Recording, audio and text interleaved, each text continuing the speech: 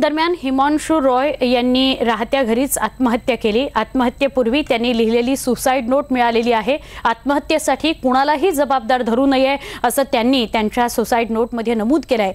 हिमांशु रॉय यांचा अशा प्रकारचा अंत सगळ्यांनाच चटका लावणार आहे हे मात्र नक्की। आतापर्यंत गुन्हेगारांसाठी कर्दनकाळ ठरणारी हिमांशु रॉय यांची बंदूक आज त्यांनी स्वतःच्याच दिशेने रोखली आणि गोळ्या झाडून आत्महत्या केली। गेल्या काही वर्षांपासून कर्करोगाने त्रस्त असलेल्या हिमांशु रॉय यांच्या आत्महत्येने पोलीस दलात एकच खळबळ उडाली आहे। धाडसी आणि लढवय्या अधिकारी अशी ओळख असलेल्या हिमांशु रॉय यांचा असा अंत सगळ्यांच्याच काळजाला चटका लावणारा ठरलाय। पिळदार शरीरयष्टी, भरदार मिशा पाहणाऱ्याच्या मनात कायमच घर करेल असं हिमांशु रॉय यांचं व्यक्तिमत्व। सेंट झेवियर्स महाविद्यालयातून शिक्षण पूर्ण केल्यानंतर पोलीस अधिकारी बनण्याचं स्वप्न उराशी बाळगून त्यांनी प्रयत्न सुरू केले। हिमांशु रॉय 1988च्या बॅचचे IPS अधिकारी होते। सध्या ते राज्याच्या अतिरिक्त पोलीस महासंचालक पदावर कार्यरत होते। राज्याच्या दहशतवाद विरोधी पथकाचे प्रमुख म्हणून त्यांनी महत्त्वाची कामगिरी बजावली। हिमांशु रॉय यांनी 26/11 हल्ल्यातला दहशतवादी अजमल कसामला फाशी देण्यासाठी जी प्रक्रिया होती ती अत्यंत गुप्तपणे आणि यशस्वीरित्या पार पाडली। IPL स्पॉट फिक्सिंग प्रकरण खणून काढण्याचं श्रेय हिमांशु रॉय यांनाच दिलं जातं। अभिनेता आणि पैलवान दारा सिंगचा मुलगा बिंदूला त्यांनीच अटक केली। हिमांशु रॉय यांच्या मार्गदर्शनाखालीच पोलिसांनी पत्रकार जेडे यांच्या हत्या प्रकरणाचा यशस्वी तपास केला। लैला खान डबल मर्डर केस आणि अभिनेत्री मीनाक्षी थापा हत्या प्रकरणाचा तिढा सोडवण्यात रॉय यांची महत्त्वाची भूमिका होती।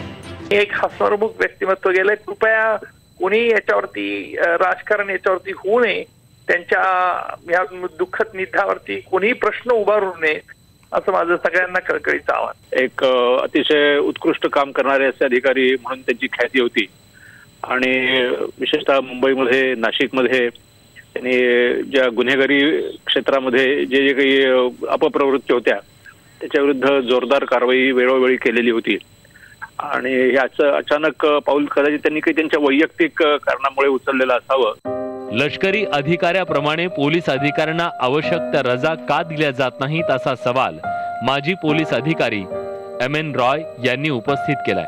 Compulsory leave to police officers holding field assignments like we have in the army. Officers must be given a month's leave to go and rest and recuperate. Otherwise, it is becoming very bad. If such young officers, senior officers have to kill themselves because of the depression or because of frustration, it's very sad. एक बात जरूर मन को मंथन करती है कि वो senior police officers हैं, उन्होंने कितने सारे हजारों सुसाइड के केसेस डील किए होंगे। ज़्यादातर सुसाइड के केसेस में एक सुसाइड नोट जो है आत्महत्या करने वाला छोड़ के जाता है और इन्होंने इतने गंभीर व्यक्ति होने के बाद भी यदि वो आत्महत्या कर रहे हैं और उन्होंने कोई भी जो है खुदकुशी का नोट उन्होंने नहीं छोड़ा है तो ये जरूर विस्मय उत्पन्न करता है। सगळ्यांना जपणारा, सहकार्यांना मोकळीक देणारा अधिकारी अशी हिमांशु यांची ओळख होती। मात्र बळावलेला कर्करोग आणि त्यातून आलेलं नैराश्य यातून हिमांशु रॉय यांनी आत्महत्येसारखं टोकाचं पाऊल उचललं। एका लढवय्या अधिकाऱ्यानं परिस्थिती पुढे पत्करलेली हार सगळ्यांनाच उद्विग्न करणारी आहे। सागर कुलकर्णी आणि अक्षय कुडकेलवारसह ब्युरो रिपोर्ट, न्यूज 18 लोकमत।